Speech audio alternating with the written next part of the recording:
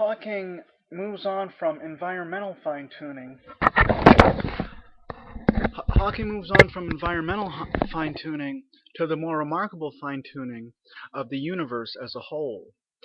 The game plan here for Hawking is to reduce the universal aspects to environmental ones. Environmental factors are said to be less impressive as presupposing or pointing to a divine designer because there are many planets in our cosmos. But I've already argued why that tack is problematic. Next, Hawking argues a fine-tuned universe is less remarkable if there are many universes. So he says that the Earth being hospitable for life is not that remarkable because there's many planets, and he's trying to reduce the fine-tuning of the universe as a whole to fine-tuning for the Earth. Now, this brings up the infamous multiverse. Hawking asserts there are 10 to the power of 500 universes. He gives no argument for this or explanation. I have no idea how he comes up with it, but I'm sure there's some formulas or some type of argument there that he is alluding to. Each of these universes allegedly have a different tuning. Many of these are perhaps finely tuned, and many others are doubtless unfinely tuned. By luck of the draw, our universe was so finely tuned that life had to develop. And that is how Hawking argues for the strong anthropic principle. But why suppose there is a multiverse in the first place? If you want to escape the religious implications of the fine-tuning, then you are free to posit a multiverse. But this is an ad hoc rejoinder, and thus should not be taken very seriously. Hawking claims that he is not invoking the multiverse as an ad hoc measure, but I don't think I believe him. He goes on to explain that it is because of cosmological considerations that he posits it. I would like to know which considerations. Considerations of fine-tuning? He does not tell us what he has in mind here, with one exception. That exception is the no-boundary condition. But alas, he does not tell us how the no-boundary condition entails a multiverse. Based on other parts of the book, though, my guess is that he meant something like the following. A quantum event is caused by observing it. Prior to observing it, every possibility for perhaps an earlier stage of the same event occurs. So everything that can happen does happen until we observe it, and then one thing that could happen is selected by our observation.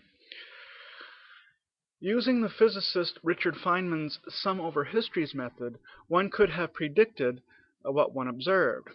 Now, the different histories that are averaged together are said to have all occurred in various different universes, and that presupposes a multiverse. But why suppose the sum over histories method is ontologically accurate? Could it not be just a useful calculation tool? Remember that Hawking doesn't believe in ontological reality, only useful calculations on various scientific models. And I believe I am correct when I say that the sum over histories ontology is based on the Copenhagen interpretation of quantum mechanics. But that interpretation of quantum mechanics is empirically equivalent to other interpretations which do not posit parallel worlds.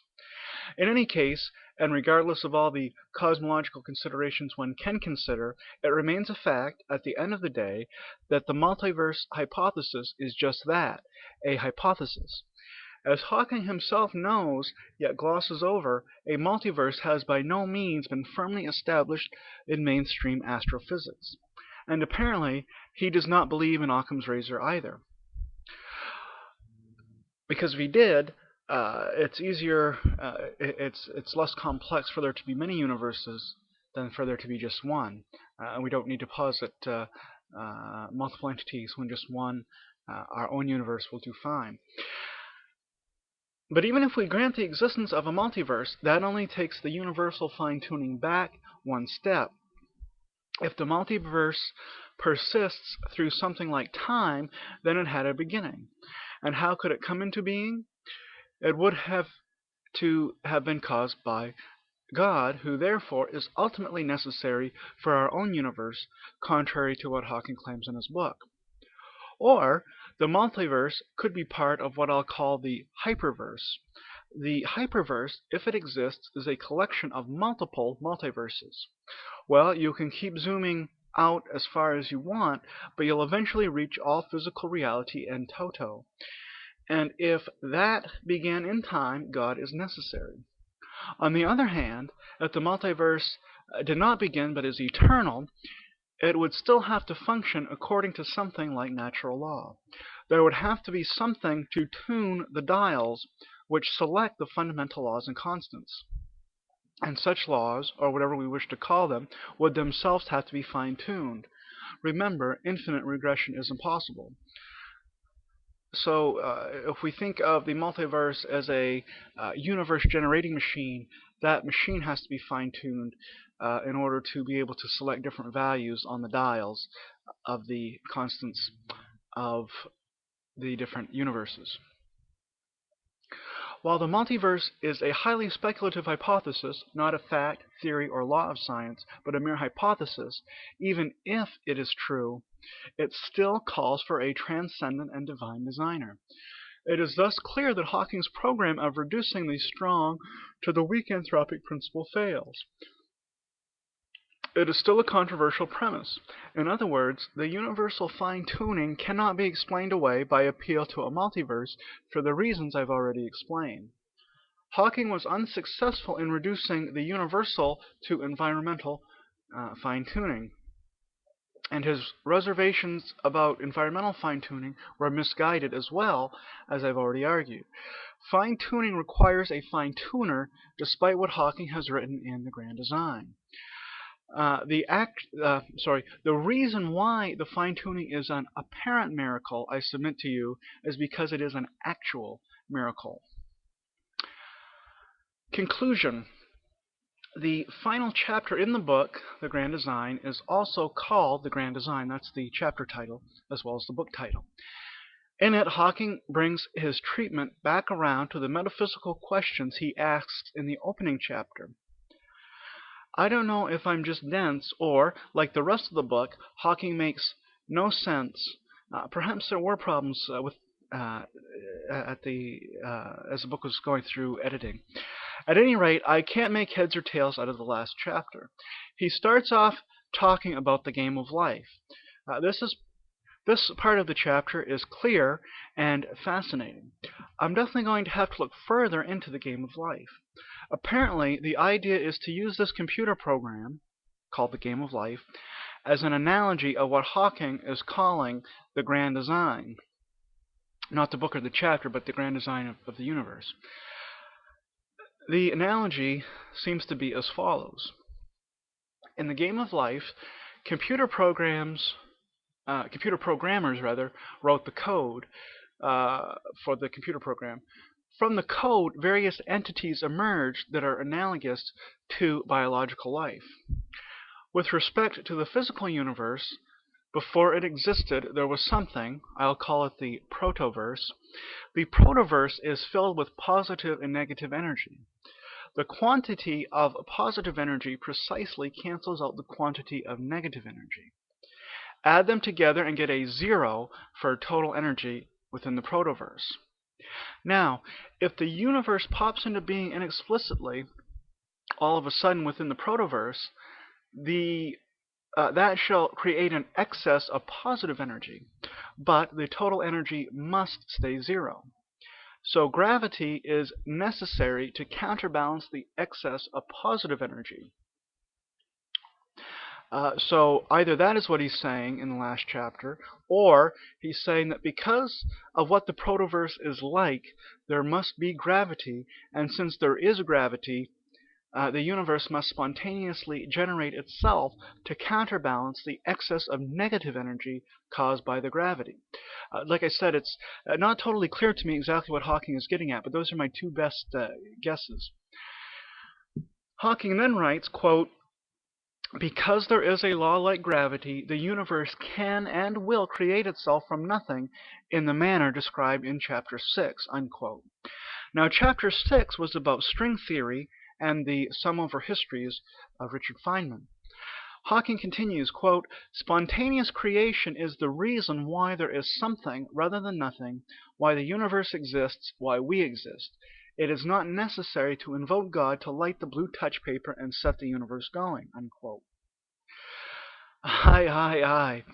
So far as I can tell, what Hawking is saying here is, because there is something known as gravity, the universe will create itself from nothing.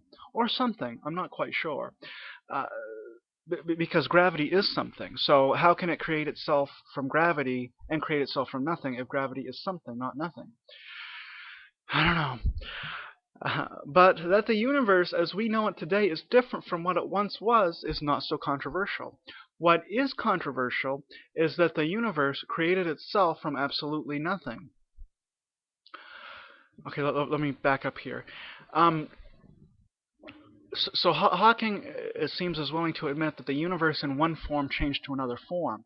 That's not controversial. What's controversial is that without any interposition of God, the universe just began to exist on its own from absolutely nothing. So if that is the case, then there was no protoverse, no canceling out energies, no gravity in the absence of supernatural intervention. And that is what I read the book to learn. How without a protoverse, without absolutely anything at all, the universe, without God's intervention, could have created itself. That's what I read the book to learn. Now I'm hearing the boring claim that first there was something, and then there was something else, which eventually developed into the universe as we know it. Was all this a marketing gimmick? Was it sleight of rhetoric that Hawking thought nobody would catch on to? In any case, we see that if Hawking's book was actually coherent, and if it actually turned out to be true and not just wild speculation, that the universe, even in that case, most certainly did not come from nothing. Rather, it came from gravity acting on a protoverse teeming with energy. And where did the protoverse itself come from? God is necessary to light the blue touch paper at the level of the protoverse. At least Hawking gives us no reason to suppose otherwise. Hawking continues to flesh out his program by saying that string theory is the only possible model that is at all tenable, which shall choose the various laws of the various universes within the multiverse. That's the only program that's currently on the table that's plausible. And that is the grand design. Science alone, he says, can give us the multiverse, the universal fine-tuning, biological life, and the unification of general relativity with quantum mechanics. But notice what it can't give us. It can't give us the fine-tuning within and the existence of the protoverse. It gets worse, though, for Hawking confesses on the very last page of his book that if string theory is infinite, it will not predict a universe which creates itself. I think what he means by this is that the fundamental laws and constants cannot take on an infinite number of different values. The gravitational constant, for example, can't take an infinite number of different values. And if that's the case, then we won't have a universe that creates itself. But we don't know if this is the case, if the fine-tuning, excuse me, if string theory is infinite or not. Hawking himself admits that this is still an open question in theoretical physics. It is important at this juncture that we do not lose the forest for the trees. Towards the end of the book, Hawking said that God is not necessary to create the universe. As I've argued, this is very speculative, very premature, and very downright incorrect. However, such comments of Hawking must be read in the light of other comments he has written elsewhere within his book, namely, comments he has made with respect to model-dependent realism. There is no truth, remember, only more or less useful models. One wonders why a model which excludes divine existence